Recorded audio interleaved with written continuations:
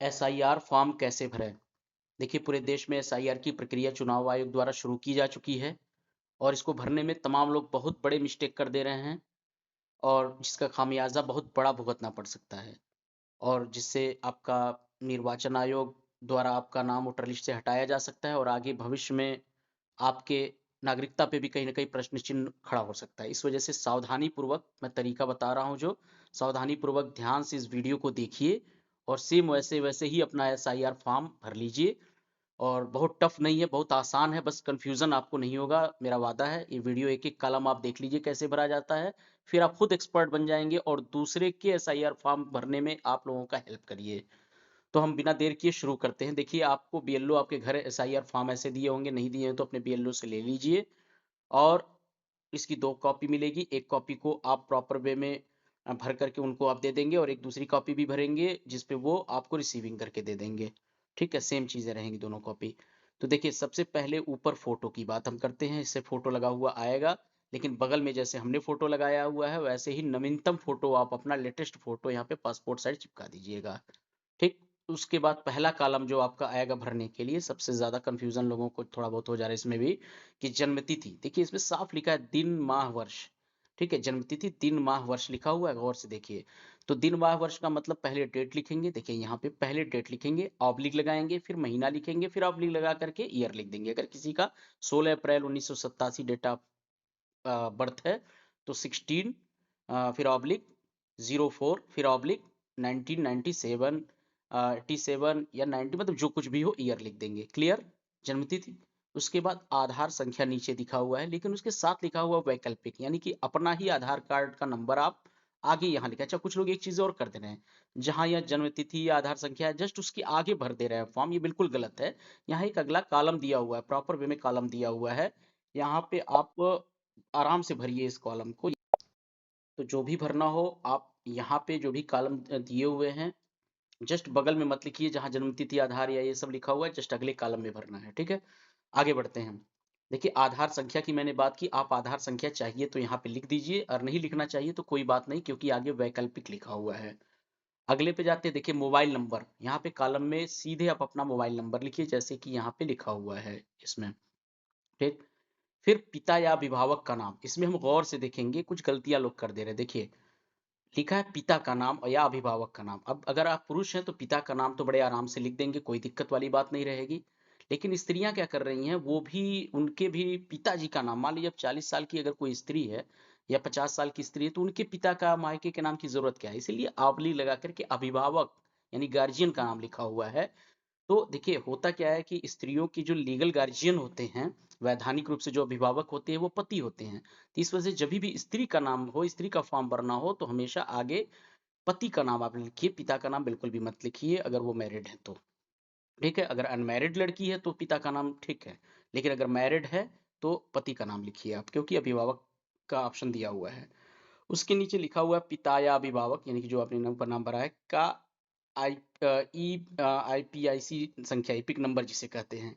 तो इसमें आप लिख दीजिए जो भी अपने, अगर अपने पति का नाम भरा है तो पति का, वोटर आईडी का जो लेटेस्ट वोटर, ध्यान रहे कि जो लेटेस्ट वोटर आईडी है उसका नंबर यहाँ पे डाल दीजिए, पति का या पिता का, जो कि जिसका भी नाम ऊपर आपने लिखा हुआ है उसका यहाँ पे आप आराम से वोटर लिस्ट उठा लीजिए या फिर जो वोटर कार्ड आया हुआ है उसमें से एपिक आईडी लिख दीजिए। बट अगर नहीं भी लिखेंगे कोई दिक्कत नहीं, क्योंकि यहाँ पे क्या लिखा हुआ है, पिता या अभिभावक का एपिक संख्या यदि उपलब्ध हो, अगर उपलब्ध हो तो ठीक है, नहीं तो कोई दिक्कत नहीं है। फिर देखिए, माता का नाम, स्त्री हो या पुरुष हो, माता का नाम अपने अपने आप लोग लिखेंगे, इसमें कोई संदेह नहीं है। अब माता जीवित हो ना जीवित हो अलग बात है, लेकिन माता का नाम यहाँ पे बकायदे आप लिख देंगे, ठीक है? उसके आगे नीचे दिया हुआ है माता का इपिक संख्या। अब सबके माता का वोटर आईडी संख्या नहीं होगा तो नहीं लिखेंगे, कोई दिक्कत वाली बात नहीं है, अगर है तो लिख दें इसमें भी, क्योंकि जिसमें आगे दिया हुआ है यदि उपलब्ध हो या वैकल्पिक तो लिखिए, अगर उपलब्ध हो तो ठीक है, नहीं है तो कोई दिक्कत नहीं है। उसके नीचे देखिए पति या पत्नी का नाम, देखिए आप लोग स्क्रीन पे देख रहे हैं, अगर आपके पास आपका एसआईआर फॉर्म हो तो आप अपने एसआईआर फॉर्म पे नजर देखिए और हमारी आवाज सुनिए, तो भी आप आसानी से भर लेंगे। वीडियो को दोबारा भी आप चला करके देख सकते हैं। देखिए लिखा हुआ है क्या है, पति या पत्नी का नाम यदि लागू हो, यदि लागू हो का मतलब अगर मैरिड हैं आप, ठीक है?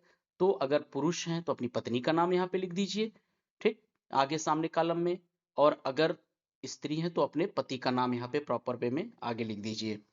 ठीक है, ये क्लियर हो गया होगा। पति या पत्नी का नाम क्लियर, आप लिख दीजिए। उसके बाद पति या पत्नी का नाम इपिक संख्या यदि उपलब्ध है, यहाँ भी कई लोग कंफ्यूज हो जाते हैं। देखिए, अगर आपने पति का नाम ऊपर आपने लिख दिया हुआ है या पत्नी का नाम लिखा है, तो उनका इपिक संख्या का मतलब ये होता है जो वोटर आईडी मिला हुआ उसमें जो नंबर ऊपर कॉर्नर पे दिया हुआ है उसको आप यहाँ पे डाल देंगे। और दिया है यदि उपलब्ध हो, अगर उपलब्ध नहीं है तो बहुत परेशान होने की जरूरत नहीं है। अब देखिए ये कॉलम ऊपर के तो आपका डिटेल भर गया, ठीक है, जो कुछ भी भरना था मैंने जो बताया, गौर से आप एक बार और वीडियो देख लेंगे, क्लियर हो जाएगा। अब सबसे इंपॉर्टेंट जो चीज आई है, नीचे दो कॉलम लिखे हुए हैं। पहला कॉलम ये गौर से देखिए, लिखा हुआ है जो कि लेफ्ट साइड का कॉलम है, पिछले एसआईआर की मतदाता सूची में मतदाता का विवरण। और वहीं राइट साइड में जब जाएंगे तो लिखा है पिछले कॉलम में दिए गए संबंधी का विवरण पिछले एसआईआर के अनुसार।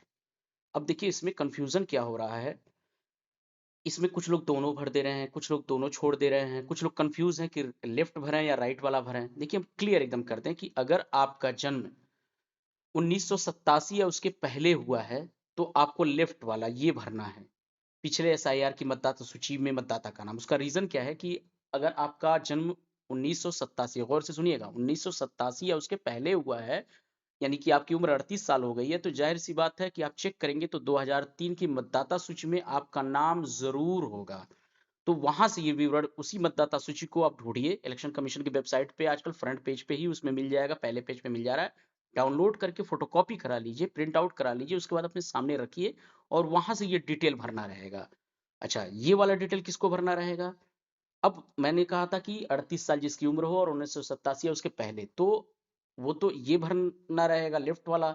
लेकिन जिनका उम्र कम है, 38 साल से कम है और 87 के बाद पैदा हुआ है अगर कोई, तो उसमें ये भरना रहेगा। इसमें क्या है कि इसमें पिछले मतदाता सूची से उठाना रहेगा, लेकिन चूंकि आपका नाम पिछले यानी कि 2003 की मतदाता सूची में आपका नाम तो होगा नहीं, तो आप क्या करेंगे, आप अपने गार्जियन के का डिटेल यहाँ पे डाल देंगे प्रॉपर वे में, यानी कि पिता का, बेसिकली पिता का डिटेल। अगर पिता नहीं है, चाचा वगैरह का भी डाला जा सकता है, इलेक्शन कमीशन ने छूट दी है, बट पहले नंबर पे कोशिश करिए पिता का नाम या गार्जियन का नाम। तो यहाँ पिता का डिटेल दीजिए, उनका नाम दीजिए, और कैसे भरेंगे अभी हम बताएंगे। पहले तो हम फर्क बता दिए कौन लोग कौन सा फॉर्म वो भरेंगे, कॉलम भरेंगे। फिर से वापस आते हैं, हम देखते हैं कि अगर 38 साल या उससे ज्यादा की आपकी एज है और 1987 या उसके पहले आपका जन्म है, यानी कि 2003 की मतदाता सूची में नाम मैक्सिमम चांसेस हैं कि आपका जरूर होगा। तो उस मतदाता सूची को ढूंढिए और अपना जब कुछ भी पूरा डिटेल, गांव का डिटेल और सारी चीजें बूथ संख्या वगैरह डालेंगे तो आपका वहां आ जाएगा, वो वोटर लिस्ट निकाल लीजिए जिसमें आपका नाम हो और फिर वहां से भरना शुरू करिए। देखिए दिया हुआ निर्वाचक का नाम, ये 38 साल या उससे ऊपर वालों के लिए है, निर्वाचक का नाम। तो आप अपना नाम लिखेंगे, लेकिन गौर से देखिए अपना नाम आधार कार्ड से या कहीं से नहीं भर देंगे। उस 2003 की मतदाता सूची में जो नाम है, जैसे मान लीजिए आपका नाम है आफताब आलम, लेकिन मतदाता सूची जो 2003 की है उसमें सिर्फ आफताब नाम लिखा हुआ है, तो आप सिर्फ आफताब ही लिखेंगे। कुछ भी अगर जो कोई आफताब खान आ गया तो उसमें आफताब खान ही लिखेंगे, यानी कि क्योंकि सीधे ऊपर लिखा हुआ पिछले एसआईआर की मतदाता सूची में मतदाता का विवरण। तो जो मतदाता सूची उसको सामने रखिए, वही निर्वाचक का नाम के आगे वही लिखिए जो नाम उस समय दिया हुआ हो। स्पेलिंग मिस्टेक है तो स्पेलिंग मिस्टेक ही लिखेंगे, आप उसमें कुछ वो नहीं करेंगे। फिर दिया हुआ है इपिक संख्या, ईपीआईसी संख्या या इपिक संख्या इसको बोलते हैं, यदि उपलब्ध हो। देखिए वोटर लिस्ट में आप जब सबसे लास्ट में जाएंगे अपने नाम के आगे, तो वहां पे एक इपिक संख्या लिखा हुआ मिलेगा। और कुछ लोगों में उपलब्ध ही नहीं, वो मतलब सादा है, तो जो सादा है वो छोड़ देंगे, उसकी कोई वो नहीं है। लेकिन अगर आगे लिखा हुआ है वही पिछले 2003 की मतदाता सूची में, तो वो नाम यहाँ पे जरूर भरेंगे। और कहाँ भरेंगे? जस्ट इसके सामने ही भर देंगे, जहां उपलब्ध हो लिखा है जस्ट उसके सामने ही लिख देंगे। ठीक। फिर है संबंधी का नाम। अब संबंधी का नाम में आप लिखेंगे अपने पिताजी का नाम, चुपचाप अपने पिताजी का नाम लिखेंगे, लेकिन इसमें भी गौर करेंगे जो उस वोटर लिस्ट में पिताजी का नाम लिखा हुआ है, स्पेलिंग मात्रा जैसे वैसे ही अपने पिताजी का नाम संबंधी का नाम के आगे लिख देंगे।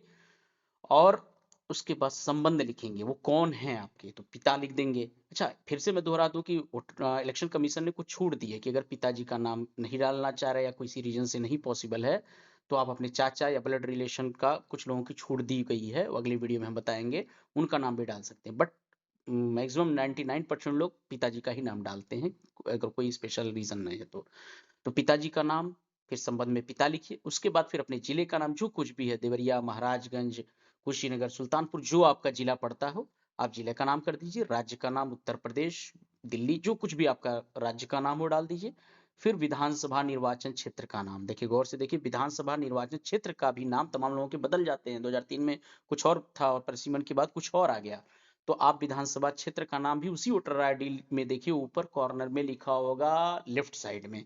तो गौर से वहां पे देखिए और आराम से वहां से आप भर सकते हैं, ठीक है। अच्छा, अगला, विधानसभा निर्वाचन क्षेत्र की संख्या। अब एक चीज और मैं बताऊं, विधानसभा निर्वाचन क्षेत्र की संख्या। अच्छा, मैंने कहा कि 2003 की वोटर लिस्ट से आपको भरना रहेगा। मैं दिखा दूं 2003 की वोटर लिस्ट कैसे आप लोगों को दिख रहा होगा। मैं कैमरा अपना ऑन करके दिखा देता हूं आपको। देखिए, ये वोटर लिस्ट है प्रॉपर वे में, जो मैं बता रहा था ना। देखिए यहाँ लेफ्ट साइड में क्या दिया हुआ है, कॉर्नर में 177 यहाँ पे दिया हुआ है। श्यामदेव वर्मा विधानसभा क्षेत्र का नाम भी दिया हुआ है प्रॉपर वे में, 2003 का सब। और अच्छा, आगे भी है जो मैं आपको बताऊंगा, भाग संख्या 31 दिया हुआ है। ये सारी चीजें इसी में मिल जाएंगी। और तो आपने प्रॉपर वे में वोटर लिस्ट भी देख लिया। तो हाँ, फिर से मैं यहाँ पे आता हूँ। दिया हुआ है देखिए, विधानसभा निर्वाचन क्षेत्र का नाम आप वहां से डाल ही दिए होंगे। विधानसभा निर्वाचन क्षेत्र की संख्या, देखिए संख्या जो लिखा उसकी जस्ट आगे नहीं लिखना है, नीचे कॉलम बने हुए हैं, यहाँ पे आप प्रॉपर वे में डाल दीजिए विधानसभा निर्वाचन क्षेत्र की संख्या। नीचे भाग संख्या लिख सकते हैं, जो कुछ भी हो। अब भाग संख्या का मतलब जो आपको राइट साइड में दिया होगा वोटर आईडी के, जो मैंने दिखाया था, भाग संख्या 31 जो अभी दिखाया था उसमें लिखा हुआ था।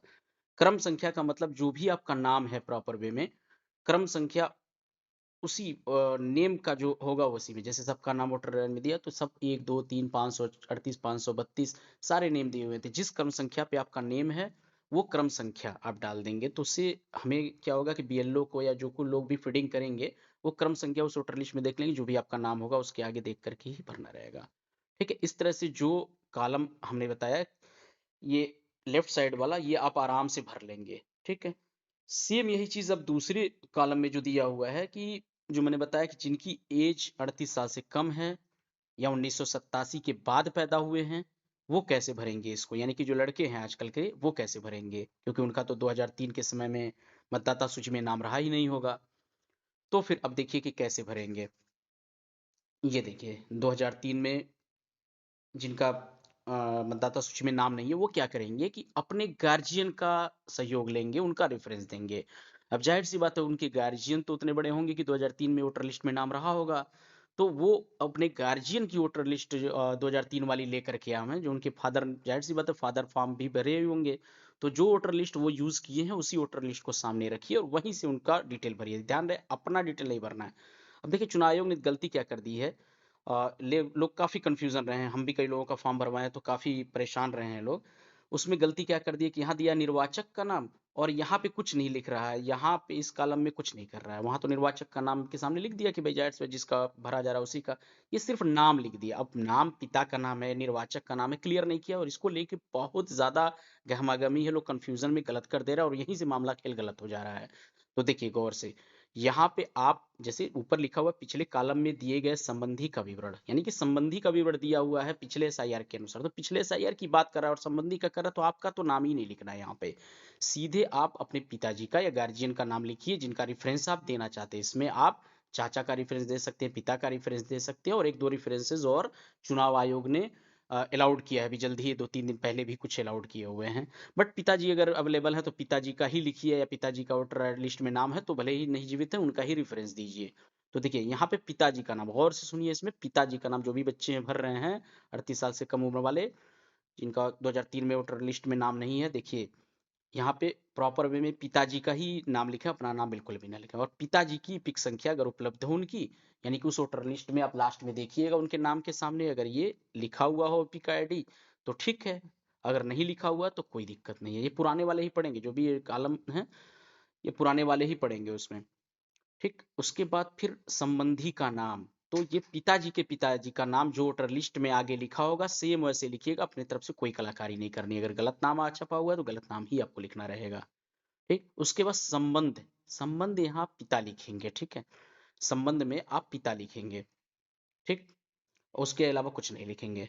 कुछ लोग दादा दादी और पता नहीं क्या क्या भर दे रहे हैं, बिल्कुल नहीं लिखेंगे, आप पिता लिखेंगे, क्योंकि आपने संबंध ये पूछ रहा है कि जो यहाँ पे ऊपर नाम के आगे लिखा गया था अपने पिताजी का नाम, तो उनसे आपका क्या रिश्ता है? गौर से देखिए उनसे आपका रिश्ता क्या है?